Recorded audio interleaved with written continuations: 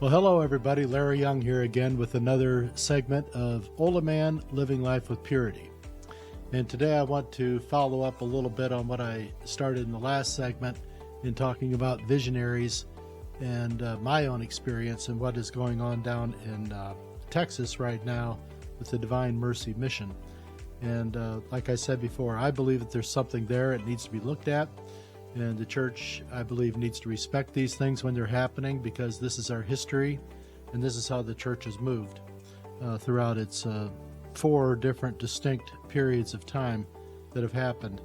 A lot of people who have studied the church agree that there's been 4 distinct periods of the Catholic Church, each one with a 500-year run, which saw a ramping up of things and then a decline, and then a solidification, and then a ramping up again, and then another decline, another solidification, and the ramping up, and then a decline.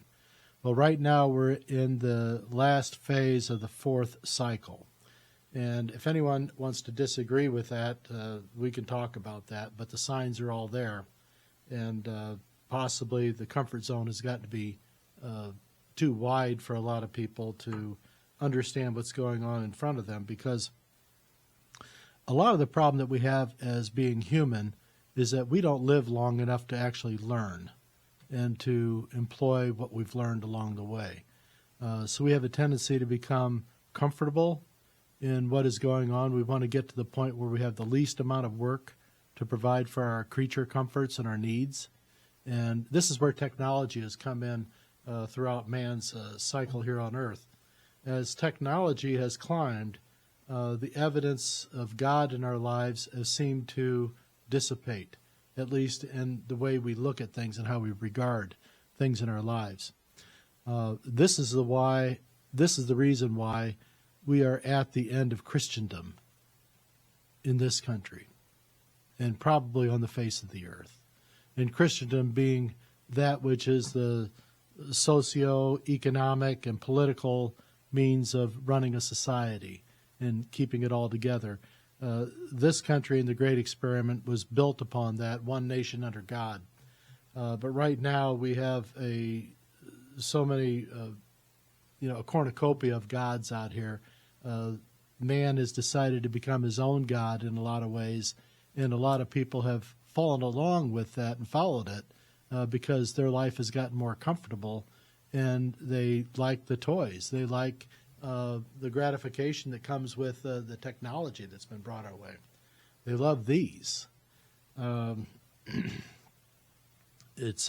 focus is off, and we need to get some things back here. So I was reminded a bit about this guy here, Reverend Fulton Sheen, Archbishop Fulton Sheen ended up being, and some of the things he had said.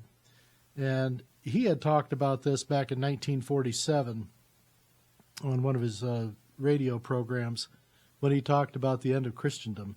And I typically don't do this, but I'm going to go in and make sure I read word for word what he said that time. And you tell me if you don't see what he said 70 some odd years ago is not exactly what we're facing today. So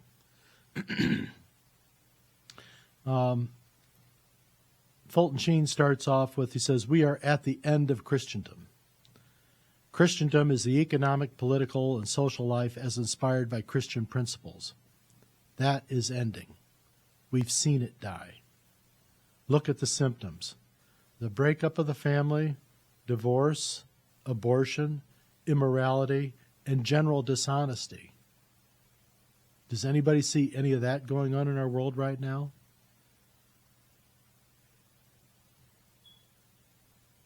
Why is it that so few realize the seriousness of our present crisis? Partly because men do not want to believe their own times are wicked. Partly because it involves too much self-accusation. And principally because they have no standards outside of themselves by which to measure their times. Only those who live by faith really know what is happening in the world. The great masses without faith are unconscious of the destructive processes going on. They've been drugged into a sort of malaise and a lack of knowing. They haven't been lifted up. They haven't been shown what greatness is available to them because they've been put down with taking care of their creature comforts and their technology and their toys and things like this that have made them more comfortable. On the very day Sodom was destroyed, Scripture describes the sun as having been bright. Balthasar's realm came to an end in darkness. People saw Noah preparing for the flood long before it came, but men would not believe. In the midst of seeming prosperity, world unity, the decree to the angels goes forth, but the masses go on their sordid routines.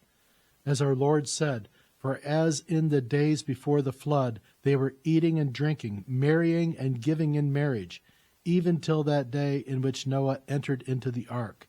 And they knew not till the flood came and took them all away. So also shall the coming of the Son of Man be."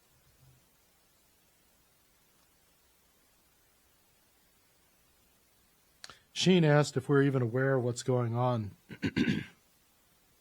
then, and I can certainly see that we don't know what's going on now, or too many people don't. The basic dogmas of the modern world were dissolving before our very eyes. Replacing them were the assumptions man has, 1, no other function in life than to produce and acquire wealth. 2, the idea man is naturally good and has no need of a God to give him rights or a redeemer to salvage him from guilt because progress is automatic thanks to science, education, and evolution, which will one day make man a kind of a god.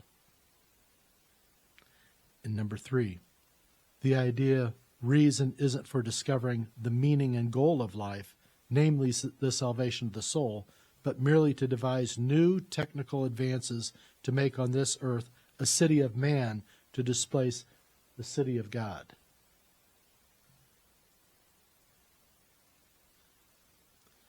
Technology is advancing at such a fast rate right now. AI is going to be a major game changer. The way our economy is going to be dealt with here in the future, you won't be able to buy or sell anything without the government intervention and being a part of it. This is just the way we're headed right now. Cash is going to be gone. Currency is going to be gone. Bartering is going to be illegal. They've got their plan in place. They know what they want to do, and they plan to do it. But technology has gotten to be so invasive in our lives. I had a situation the other day. I was at the grocery store, and a woman started panicking in line because her son was missing. And even beyond that, she couldn't find her phone. And as everyone was gathering around to try to find out what this kid looked like that we were supposed to be looking for and all like that, she kept concentrating on, where's my phone? Where's my phone? We're all kind of looking at each other. Your kid is missing and you're worried about your phone. Well, in her thinking, she couldn't find her kid unless she had her phone because of staying in touch with this kid. Eyes and ears and, close distance wasn't working. She needed the phone in order to be able to reach her kid. So we were all just kind of stunned by this whole thing, but this was a real situation. We ended up finding the kid. He had the phone, and he was sitting in the corner of the store just basically playing on her phone and minding his own space. But this is where we've ended up. Sheen also pointed out that the signs of the times reveal that we are definitely at the end of a non-religious era of civilization, which regarded religion as just an addendum to life, a pious extra, a morale builder for the individual, but not of social relevance. This is all good for the little people. They need this, kind of pablum here to make them feel better, but we don't want to run this into society as a balancing actor of having any weight in our discussions, because we're a civilized society. We have technology. We have all sorts of things going on. And they were looking at religion as being sort of like an ambulance that takes care of wrecks, that with the damaged bodies and people, that only take care of the folks that are damaged and hurt, not for those who are healthy and active and aspiring and doing things in God's light, because that was seen as being weak, and that was being needy and not being confident. And when actually the actual opposite is true. Now, does anyone hear that thumping that's going on outside here? If you do, what it is there's a blackbird, a big one, who keeps coming at my window here in my studio. There he goes, and is banging on the window every time I come in here to try to do a podcast. So I'm just going to take it as a sign that somebody's a little pissed off about what's going on here. That's good. So if you hear that going on, just try to mark it out of your mind as I do. So what Sheen was saying is that the church, the Catholic Church, and the government had basically come to a sort of a quiet agreement and acknowledgement that I'll stay in my space, you stay in yours, and we'll just, smile nicely at each other when we're out in public. But he still was recognizing that the government and the people, the societal engineers, were seeing religion as being a tool of the weak, and the people who could be moved with simple thoughts and not technology. So in this age of religious ending, Sheen saw a great renewal, which happens at the end of these 500-year phases as the church and the belief in Jesus and the following of Jesus' principles starts to decline.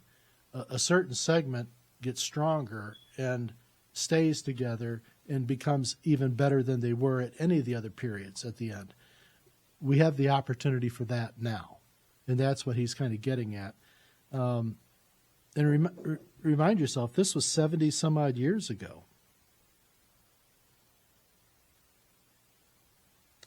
Sheen actually called the era that we might be moving into the religious phase of human history. He thinks it could be the biggest one yet, as far as men turning to God and understanding that this is their design, this is what they're supposed to be doing. It isn't about the technology. It isn't about how much that we produced or created wealth in life. It's about how much we were there for each other and how much we listen to God's pleadings for us to love Him and to love each other as He loves us. We don't have to like each other, but you do have to love them. It's a different thing. Sheen also talked about the Antichrist, but we'll get into that much further later on. But he did talk about the Antichrist will offer a religion of brotherhood, but not fatherhood of God. God will be eliminated from this great religion that the Antichrist is going to promote and bring forth this feel-good notion, this possibly woke agenda they may want to be coming up with. I mean, it's going to be called something else.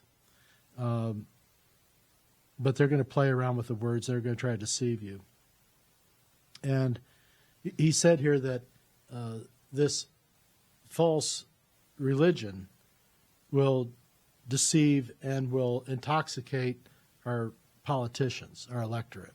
They're all going to be pushing for this as being the way that we're all going to be brought together.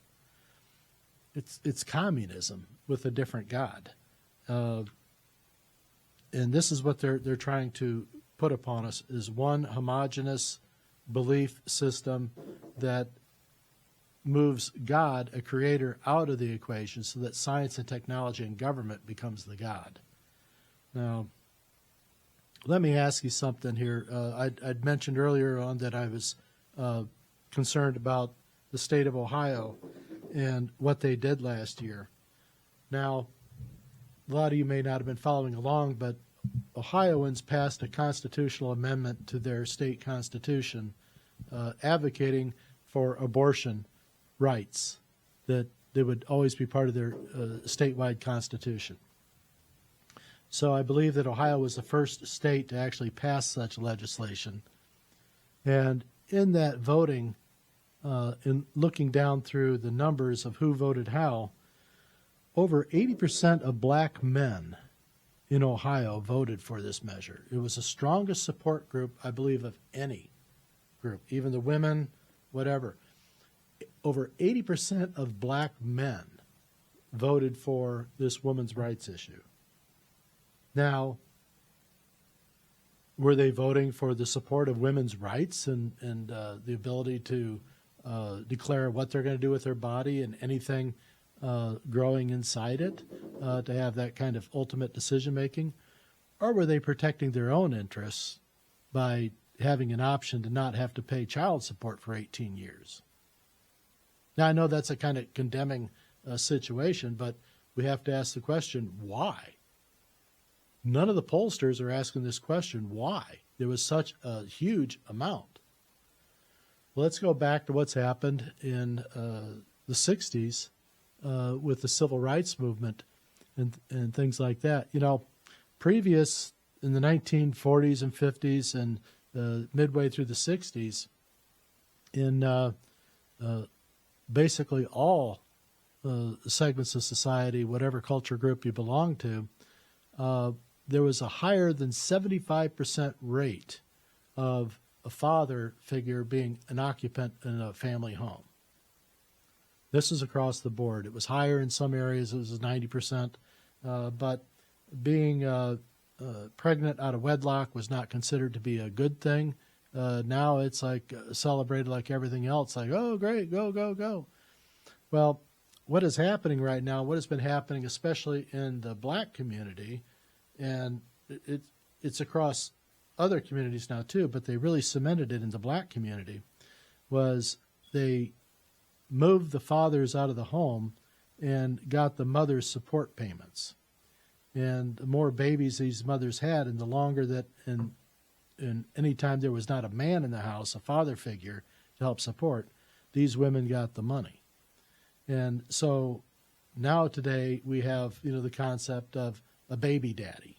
You know, this is something that's, you know, talked about and sung about and extolled as a virtue in rap music and other symbols of our society right now. Single moms, women don't need a man. We can move the man out, get rid of the man and marry Uncle Sam. So you've got so many women are now getting the man out and the father figure out of the home, and they're marrying Uncle Sam in this payment check each month. And so it's a little known thing in the community, but it's not talked about in the media, you know, what is actually going on here. So as a result, right now in the black communities, and it's happening in white community as well, a faster rate. Man is being exempted and excluded from the domicile. All he is there is just a sperm sac and a cash payment for support, but he's gone. And what these men in Ohio were voting for was for them to be able to continue their Plan B. And in the black community, Plan B, there we go, Plan B is, you know, abortion. And so they don't worry about unwanted pregnancies or surprises. They just have plans. And it's talked about in schools. It's talked about all throughout their culture. Everyone, you ask any person about Plan B, they know exactly what you're talking about, you know, abortion. And they don't see it as anything more than going in and scrubbing out the womb, you know, going to get scrubbed out. That's their thinking.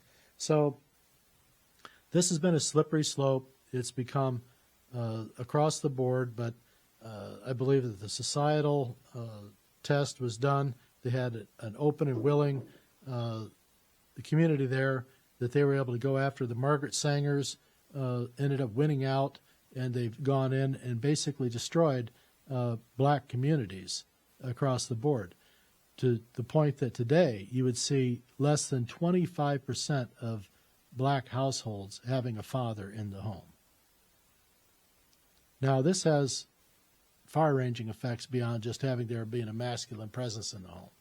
It has shown itself in vocabulary disintegration in this part of society, because when children are being formed, language is very, very important. Word skills, communication skills are very, very important. When you take a father out of the home, it has been established that the child is going to hear 1,500 fewer words each day. 1,500. Now, if you try reading pages of papers and things like this, there's 970 words on these 5 pages. Almost half of what a child would hear having an extra figure in the home. And they say, well, there's a mother there. Well, mom, when she's alone, she's so busy, she's doing everything, and she's not really paying attention to the kid. She sets the kid down with one of these things, and he ends up in the corner of the grocery store, and no one can find him, and the mom freaks out.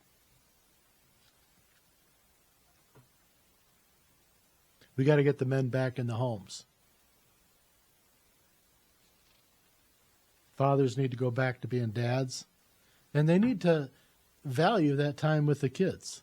They can't just sit there and say, well, I'm home, the kid's safe, he's doing his thing, I'm not going to bother him. No, you got to be a part of that kid's life. You got to know what's going on. You have to shape him. You got to have him follow you around, and that kid has to watch you pound nails if he does nothing else. He's going to watch it, he's going to learn, and you have to have this time with your children, and you've got to make use of that.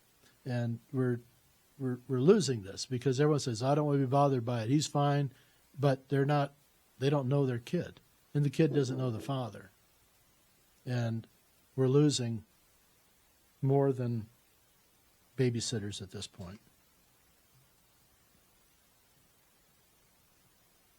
Sheen made another, I thought, very, very visionary statement about this, where he says that there must be a crisis in our church and in our world.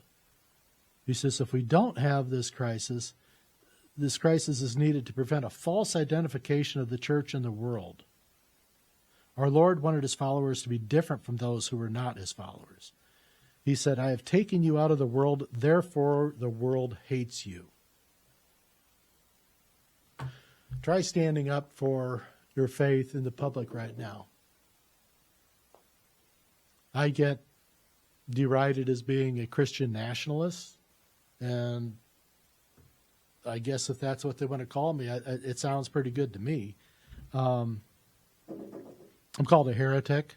I'm called a lot of things by people. I'm expecting it because a lot of people are just uncomfortable and they don't know, just from the same reason I spoke about before. They become too comfortable in things. Mediocrity and compromise characterize the lives of many Christians. Many read the same novels as modern pagans. They educate their children in the same godless way, listen to the same commentators who have no other standard than judging today by yesterday and tomorrow by today. They allow pagan practices such as divorce and remarriage to creep into the family. There are not wanting so-called Catholic labor leaders recommending communists for Congress, or Catholic writers who accept presidencies and communist front organizations to instill totalitarian ideas in movies and in our lives. I'll add to that there. There is no longer the conflict and opposition which is supposed to characterize us. We are influencing the world less than the world influences us. There is no apartness. We have married into the world. And this is where I talked about in my last segment about the softening of our priests. Where are the voices like this today? There aren't any. And when they do come out, they get shut down and placed out. This Pope has done it twice. He did it twice last October. And the other bishops now are scared of any other comments coming out because they're afraid of being shut down too. The ink is in the well.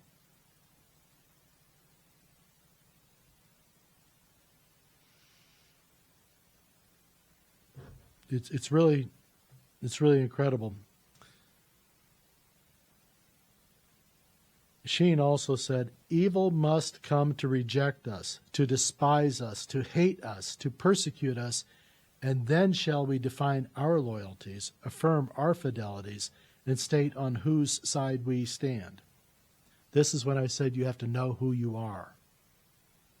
It comes in these times. This is when we find out who we are. Pay very close attention when you think about these things. He asked, how shall the strong and weak trees be manifested unless the wind blows? We need to have this stress. We need to have these conflicts for this truth to come out in us. The trunk of the tree isn't going to get stronger unless the wind blows it and stresses it. So it's through that stressing that the bark in the tree itself grows to become steadier and stronger.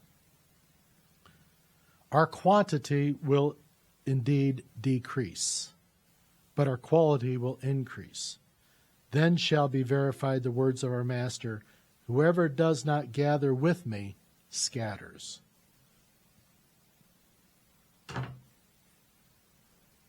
What did I just say? What did he say? We're at the end of the fourth 500-year run. The church is going to decline. I think they've been looking for this since about 1917, when the die was cast with the communist infiltration of even our quote-unquote democracy here in the United States. Woodrow Wilson led it in with his group of characters at that time. We'll go back, the League of Nations. It was all designed, precursor to the United Nations, to be part of this great reforming of our world.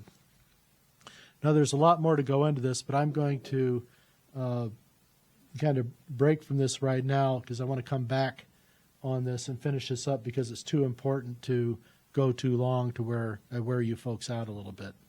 But Christendom is over. Unfortunately, I don't think there's any way for us to put this thing back in the bag. Not in our lifetimes.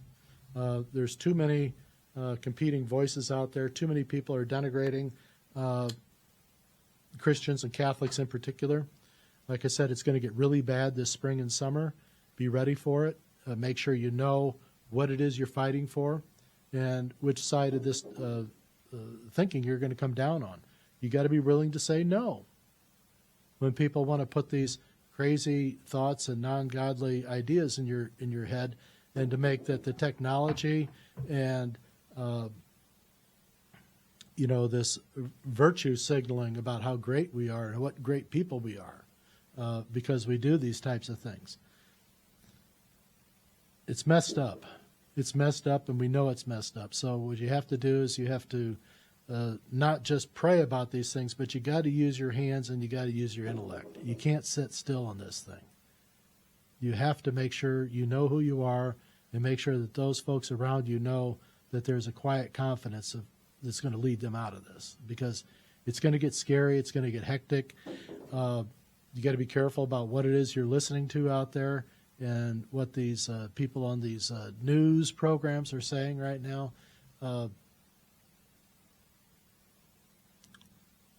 Be smart about how you walk and how you talk these days, and it's going to get better. But there's a lot here to drill down into here. We're just hitting the topic on it, but Sheen was a visionary. Definitely a visionary. There's other visionaries that are out there. The church needs to understand this, because a lot of these people who are dismissing these things that are going on are the priests and the people, the politicians, and the elect that Sheen was talking about. We need to pray for them, and we need to take them by the hand. We need to let them know that they're on the wrong path. We need to bring them back. The church has never corrected itself. It's always come from the people or from the governments of which they needed the help and consideration from. The church has never, ever corrected itself. It's always come from the people outside who have pushed. So you have to maintain your voice on this. Be respectful, okay? It's like I said the other day with people in your own families and your circles. When they want to ostracize you and and call you names and walk away, don't close the door on them, because reality is going to bite them in the ass, and they're going to be back. And they're going to need your help. So let's make sure we've got things straight and we're ready for what's coming at us. So, but being ready for it is making sure that you have your talking points, that you know who you are and why you believe this. And then don't pound it into the other people, but show them, here is what I know. I wish you would look at this more.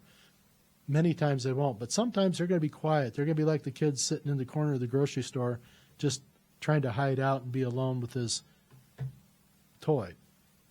They're going to do the same thing. And they're going to be searching for stuff, and they're going to end up finding their way through it, because there's enough of it out there. And there'll be enough of this out there to help combat these other things. But don't get into the crazy conga line with these other people.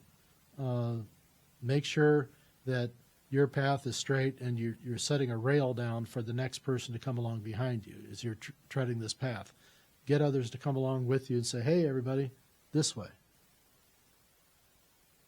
And they're going to follow you, because you're going to be showing something and talking about something that is true, that is truthful, and sustains, and is, an absolute. God is absolute. All these other things, they're arbitrary. They move. Technology one day is the greatest thing in the world. When we had internet first came out, a lot of people still remember that. You had to have a telephone line, you had to dial up, and you'd take 30 minutes sometimes just to be able to get actually hooked into the internet. And then it was so ungodly slow, it would take nearly an hour to transmit one page. Just because the speed was so slow. Now we do it in seconds, if not faster. It's incredible, the technology has changed. But no one thinks about how critically slow things were at that time starting out, and what has happened now with the advancements. Has speed and technology made our life any better? Or has it just distracted us more from being able to do the things that make us really God's humans? Are we even God's children anymore? Have we changed so much? Would God recognize us? I hope he does. I hope there's enough in there still that we don't lose it all. So, well, anyway, think about that today. I'm going to be back with more. There's a lot to talk about on this, because there's just all these things that are coming together that were talked about after World War II. And a lot of people were uncomfortable when Sheen was talking about this, because it made them have to look in the mirror themselves.